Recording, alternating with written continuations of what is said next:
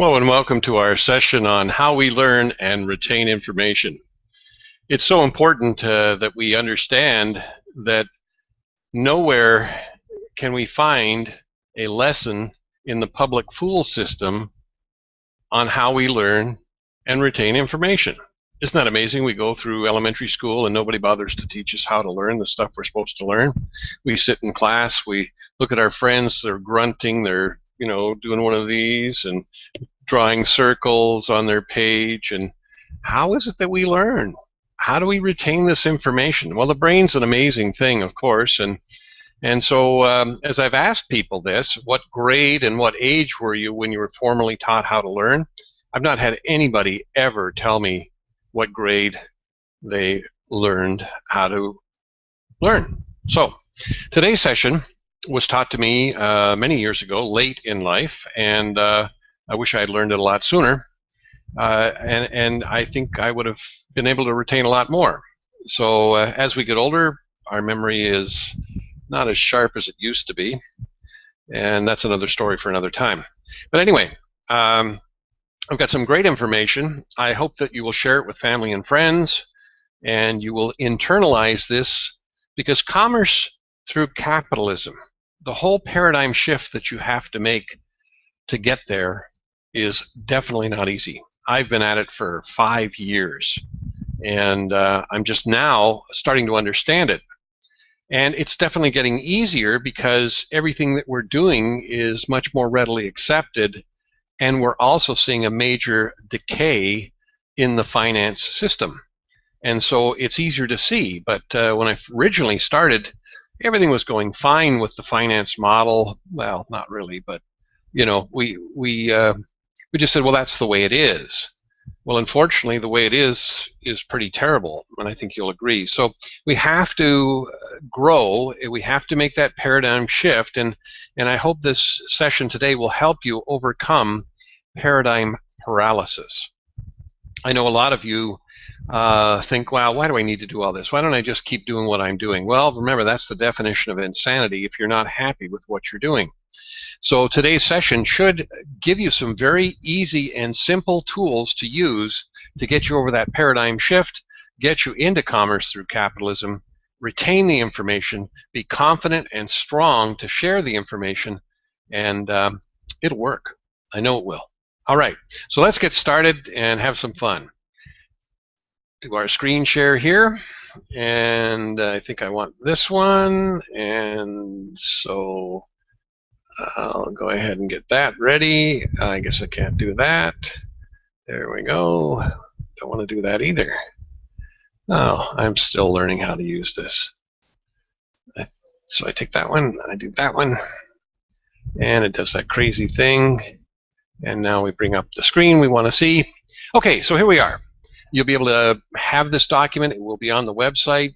You can re-watch the recorded version of this and have the document in front of you if it's not coming out clear on your screen.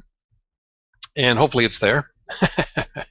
Okay, so 83% of everything we're ever going to learn is through sight. Isn't that amazing? 83%. Where did they come up with that percentage? I do not know. And I do not care. I just know that I am a visual learner. Why do men mostly just look at the pictures and never bother to read the instructions? That's who I am. I can usually look at something and put it together. I might have a couple of parts left over, but that's okay. They weren't needed anyway. It still worked. All right, so 83% of sight. You want to do as much as you can visually. 11% through hearing. That's a total of 94%. Everything we're going to be learning is through sight and hearing. So let's go back 100, 150 years to the way people were taught in school back then.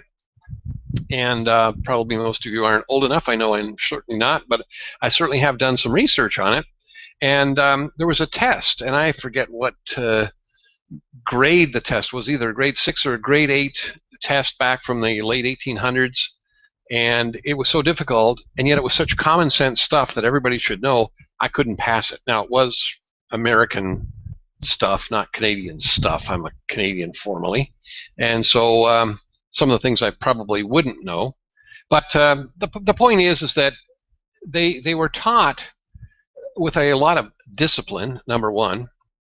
Number two, they did a lot of repetition. They would make you stand up and recite, and they did lots of testing, a lot more testing that goes on today. Jim Rohn, one of my mentors, said that you must inspect what you expect, and we just don't do enough of that. You know, we go a whole year, and our child fails that year.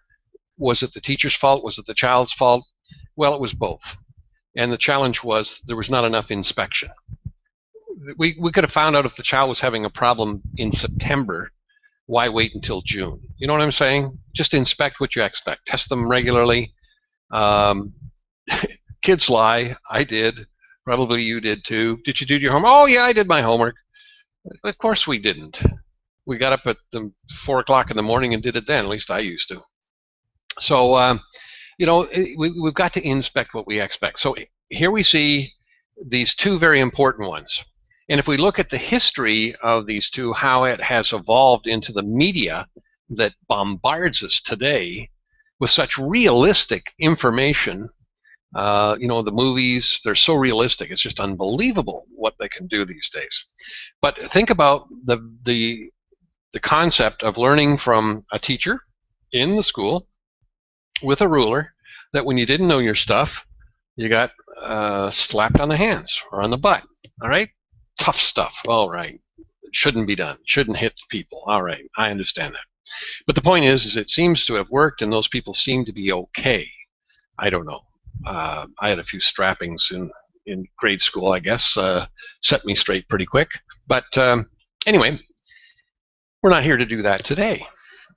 We are here to show you that once we got radio, the family all huddled around this tiny little radio, listening to the news and listening to the Lone Ranger and a lot of other neat little stories on the radio.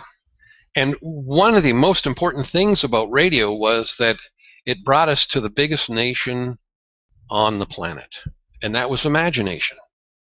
We heard the speakers speak about what they were doing. We heard all the sound effects of the horses galloping, the guns shooting, all this stuff going on. But in our mind, we painted the picture.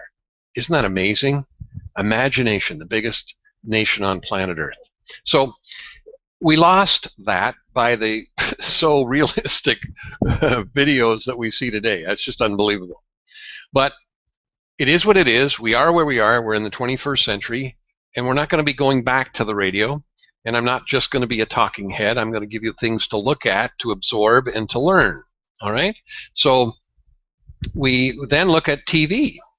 Well, before we got to TV, there was silent movies.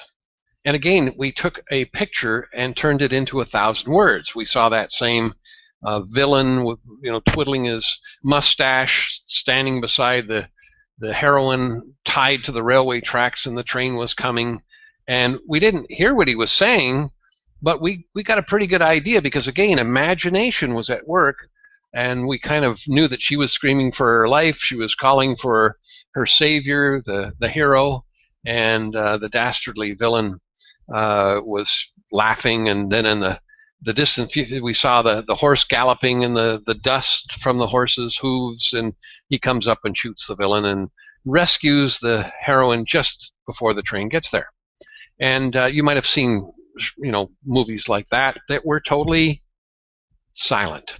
Then came talkies. Well, before the talkies, what they did is that they put words underneath to kind of give us an idea of what was being said.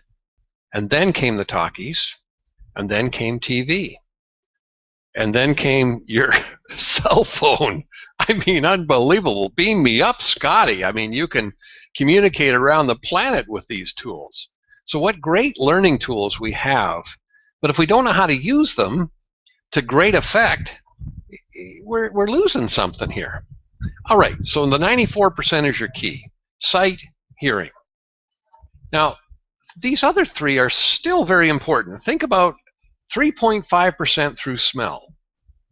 Well, you can go into some sales courses, and one of the phrases that they often use is sell the sizzle, not the steak. Conjure up the smell of the steak, the aroma of the steak. In fact, if you were not even a meat eater, there's something in our being that when we smell that burning cow flesh, it makes us salivatate. I mean, it just, wow. So we know something good's coming. Well, maybe not. I don't know. If you're not a meat eater, obviously it may turn you off. But the point is that smell is so very important in this learning process. Aromatherapy. I mean, you've heard of all these different aromas that they provide that changes your whole mental being. So 3.5% is important, and more importantly, make sure you got clean breath if you're going to be doing a physical presentation with somebody. Because I'll tell you, that 3.5% with bad breath will override the 94% of sight and hearing. You've been there, done that, I'm sure. Somebody that you really want to talk to has extremely bad breath, and you're kind of trying to turn your head away from them. It's causing you to lose focus. And so, yeah, 3.5% through smell is so very important. Make sure that you smell good, your breath is clean, and get out there and talk to people using visual aids so that sight and hearing really hits home. 1.5% through touch. This is hard to do, but you'll often be taught how to win friends and influence people. A firm handshake. If you've ever shook hands with somebody that has a handshake like a dead fish, wow, what a turnoff. It immediately gets your brain going like, what's wrong with this person? Do they have no confidence? So you want to be able to have a firm handshake. Don't crush their hand. And one of the things that I was taught to do with men is to shake their hand, and so obviously that's the right hand, and with the left hand, touch their right shoulder. And you can just give them a little firm shoulder hug and shake their hand, and that just, again, adds to the involvement, that learning information that I'm here, I'm happy to meet you, and let's build a strong relationship. Now, the last one, I really couldn't figure out, other than to buy some breath mints, have them custom made with their wrappers with my name and phone number and email address on them. Use them as a business card, so that if they do have bad breath, I can say, oh, here's one of my business cards. Have a mint, all right? Keep the wrapper. Okay. The wrapper had the name, address, and email, and on the back side it had a calendar. Stick it in your wallet so you know where you are, what day you're on. Only kidding. I never did that. But there you have it. There's how we learn. Wouldn't it have been nice to know this when you were a kid? Wouldn't it be nice to teach this to your children and your grandchildren right now? And don't do it just once or twice. Do it on a regular basis, because as we all do, we forget. And it may be simple, but it's not easy. All right? So let's go to the second part, which is probably even more important than the retention. The learning factor is how we retain information. Well, let me just go back here to scroll it there. All right, 10% of what we're going to read is going to be retained. Here's an exercise. Go to your own personal little library and see where all the bookmarks are. When you're out visiting family and friends, go to their own little personal libraries and see where the bookmarks are. Where are they? Think about it for a moment. Where are your bookmarks? Well, they're certainly not at the end, are they? They're somewhere in the middle. Well, how are you ever going to retain the information if you never read the whole book? Number one. All right. People buy books. Well, again, we're talking about the majority. We're not talking about the minority who love to read and just love to read books, and they got huge libraries. I've been to homes where I sit and the whole wall is filled with books, and I'm saying to myself, I just love to sit here to soak up all that information. But it really doesn't help just sitting there, does it? You got to read the stuff. So 10% of what we read will be retained. Now, here's the downside of that. How many times do we have to read the book to get 100% retention? Answer? 10 times. How many times have you read a book? 10 times. Probably never. unless it was a comic book and you were a kid. Okay, so there's a real major stumbling block.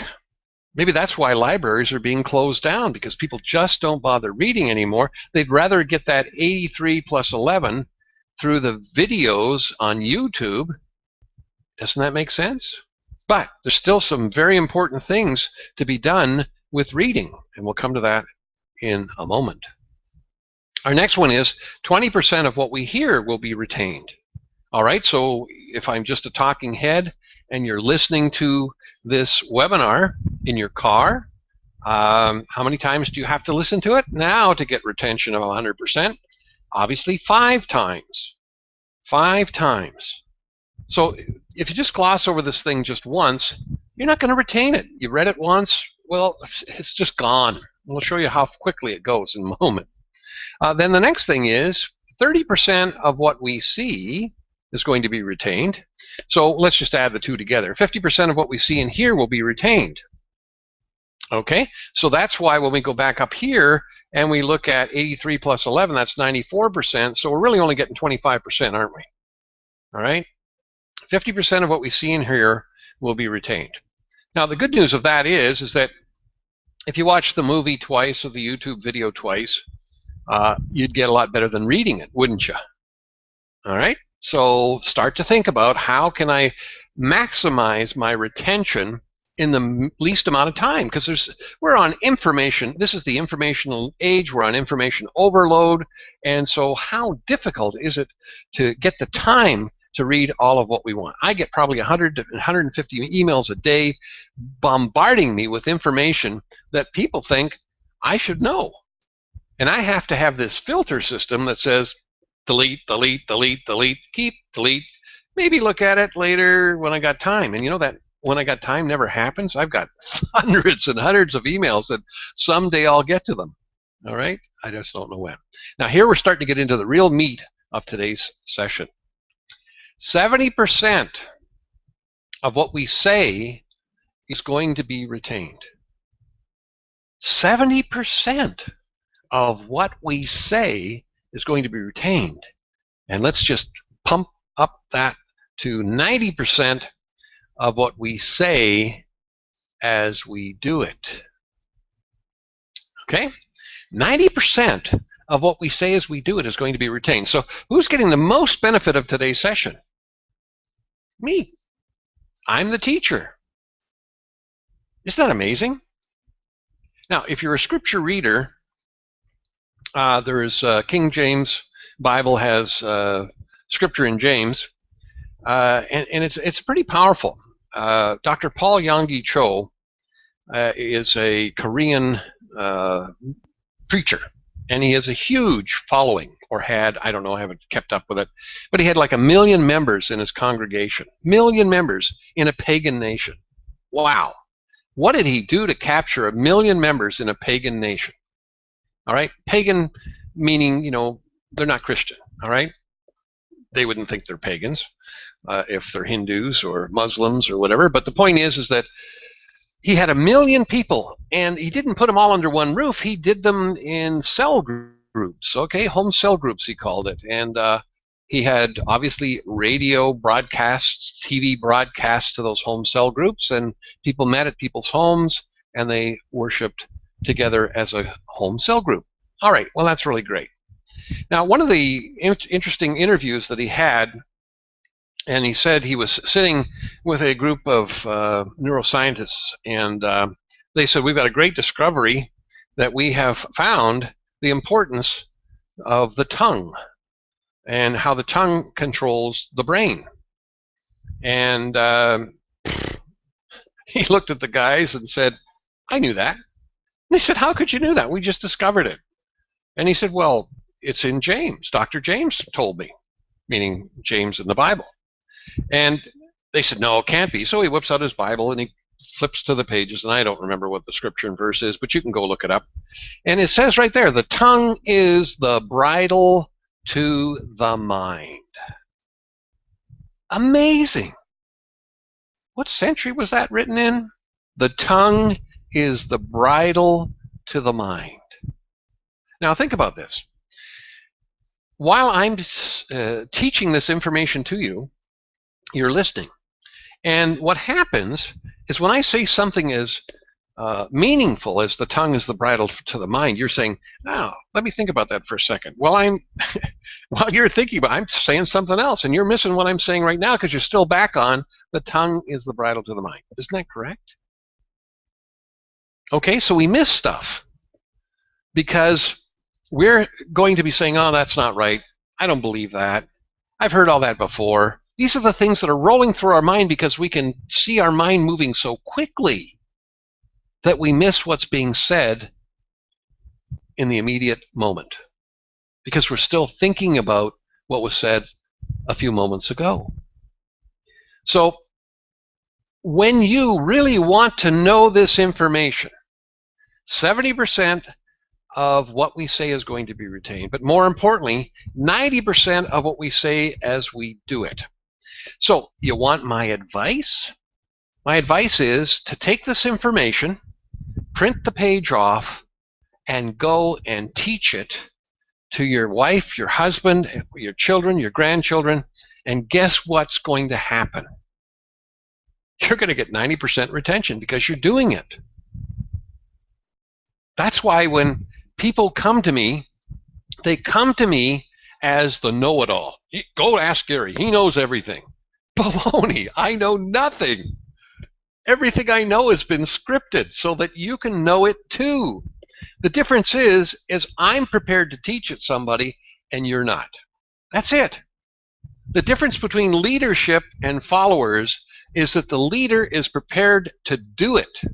And the followers are saying, well, someday I'll get around to it when I know it well enough, or when I feel right, or I don't have a headache. And excuses will leave you poor, folks. But if you want my advice, you'll take this one document and you will teach it to everybody you know. Try and prove me wrong. You'll be able to say this in your sleep. It's so powerful when you start teaching it. And I've been teaching this for at least 20 years. And how many people do the teaching? Minuscule. Minuscule. And then they wonder why they're broke. Okay? This is so important to become a leader. Even if it's a leader of your family, wouldn't that be a good thing for a change? So learn how to retain this information through reading out loud. The tongue is truly the bridle to the mind. And so it controls everything that you're thinking because you have to be thinking about what you're about to say next. You can't be thinking about a lot of other things when you're talking. That's the key, to understand. But when you're silent and just listening, your mind's going off in 1,000 different directions and you're not focused. So what reading out loud does, having that tongue bridle your mind, is to get it focused on exactly what it is you need to retain. Wow, breakthrough light bulb experience. I'm excited. I hope you are too. All right, let's go on to the next. How instruction method affects recall. Well, look at this. 3 hours from now, you're probably going to be able to remember 70% of what we just discussed. Here's the real downer. 3 days from now, you won't even remember anything other than you were there. Isn't that amazing? Now, understand the importance of this if you're involved in any type of marketing or sales. So you go and make a presentation, you don't follow up. A week later, you call them, and they don't even remember who you are. Look, I've been marketing and direct sales. I've been the vice president of Aflac Insurance Company of Canada, training sales forces. I've been in multi-level marketing, training salespeople, my members.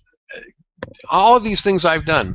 And the key to success is the follow-up. Because if you don't do it within that first 3 days, you're done like dinner. Let's take a look. That was just a telephone conversation, oral, all right? Visual, it only goes up by 2%. You only get a 20% retention 3 days later. Even when you combine the two, it goes to 85% with a 65% recall. So here's the good news. Oral and visual together, watching the webinar, but more importantly, doing the webinar. 3 days later, you follow up, and they still got a 65% retention. That's pretty darn good. So what does it tell you? Important information that you must retain. You must do it every 3 days. Just like you exercise your body. The coach that I'm using right now says, Gary, you don't need to exercise every day. You just need to exercise every other day, because the second day after your first day of exercise, you need to let your muscles rest. Then the third day, you got a rested muscle group, and now you go work them again. The brain's no different. It's got to have some rest. So 85% recall, 3 hours later, you'll be able to tell this story. 3 days later, you might get 65%, still miss some points, but to make it even easier for you to be able to become a teacher, you don't have to watch the webinar. You can actually just read what's here. Okay? So the two most important factors in communication are sight and hearing. And I guess I've got to realign the screen here a little bit. Maybe I'll make it a little smaller. There we go. Okay. The two most important factors in communication are sight and hearing. Whenever possible, use visual aids and paint word pictures. Do not discount the power of touch, smell, and taste. Isn't it amazing how someone with a unique message is ignored because of foul breath or offensive body odor? How many times would you have to read a book to attain 100% comprehension? If we only retain 10% of what we read, check the numbers above. 50% retention of what we see and hear indicates the importance of video and audio as information sources. Most importantly, 70% of what we say, and more importantly, 90% of what we do and say in our enterprise will be retained. So the real key to learning is to read out loud. Now think about that. We've got a baby born, and so that baby is Googling and laughing and gurgling and spitting and doing all kinds of neat stuff that babies do. And we're going to teach this non-comprehensive little entity what you and I know. How do we do it? Well, we just start talking to them. And we smile a lot. We laugh a lot. We tickle them. We try and get all those things that we talked about earlier going on, all right? So that's important. And then eventually start learning some words. And then we start to get the nighttime, bedtime storybooks. And so the kids just love that. Mommy, Daddy, you're going to read to me tonight? They love it. They love it. They love it. And so what do? One of my favorite books when my boy was young was Brer Bear and Brer Rabbit and Brer Fox. And I would do all the parts, and I would say them with enthusiasm, like I was acting out each of the different parts. And my son just loved that book. He would every night want to read that with me. Okay? So then he starts to play the parts. I'd give him a part, he'd be the rabbit, and I'd be the fox and the bear, and we play parts, and so we got in. We were actors, and that's the important thing you have to understand. If you truly want to become a leader, you have to learn your lines, and you have to know your stuff. Now, if you've ever gone to a movie, I'm sure it's invoked different emotions. Have you ever cried at a movie? I'm a big old softy. I cry at movies all the time. Even America's Got Talent the other night, I cried 3 times through America's Got Talent. What the heck? It's just a talent show, Gary. Come on, why are you crying? Because you hear their story, then they go ahead and sing, or they play, or they do some acrobatics or whatever. I love that because you're seeing people doing it. Do you understand? Not thinking about it. They're actually getting up and conquering their biggest fear, which is to get on stage. People are more fearful of doing that than dying, okay? So we have to understand the power of learning our lines, and we do that by reading out loud. Think of yourself as an actor or actress. And what do? Well, they've got their script in the rehearsals, and they've tried to memorize the lines, but they're walking around with their script, and occasionally they take a peek at it to see where they're at, and eventually they've memorized those lines. And in that memory process of memorization of those lines, they internalize it. You see, there's a difference between memorization and internalization. Memory, you can just spit it back, but it has no emotion. The two most important factors in communication are sight and hearing. Whenever possible, use visual aids and word pictures. How many times have you heard somebody read aloud like that? All the time. Why? Because they don't do it much. Now, when I read that, did it sound like I was reading it all? No, I'm an actor. I read those lines to a point where I've internalized them. If I foul up a word, it doesn't really matter because the flow of emotion is there. All right, so you practice your lines, and that's why throughout this entire series of learning, you're going to have the scripts that I've used. And all you have to do to teach others is to use the scripts. Oh, no, I'll just let them watch the webinar, and I don't have to do anything. And then you wonder why you're broke. You see, the teacher gets everything. Do you want to become a teacher? A leader? This is how you do it. Think of the power of reading this information aloud multiple times. Your tongue is the bridle to the mind. And you say something aloud, you must concentrate totally on what you're saying. So it's a great session. It's a short session. I hope you will be taking this as serious as I have. It's changed my life. I can take any book off of any shelf as long as it's in English. You can hand me a page and say, now read this. And I will read it like I've read it 1,000 times before. And I will read it with emotion. I will become effusive because words are all powerful and we have to learn what words are. Whenever I don't know what a word means, I look it up. So there's a word for you to go look up today, effusive. Great success in all that you do. Thank you for being here, watching me today, and I hope you'll share this video with your family and friends and certainly allow them to have the same benefit of this concept of how we learn and retain information. God bless you all.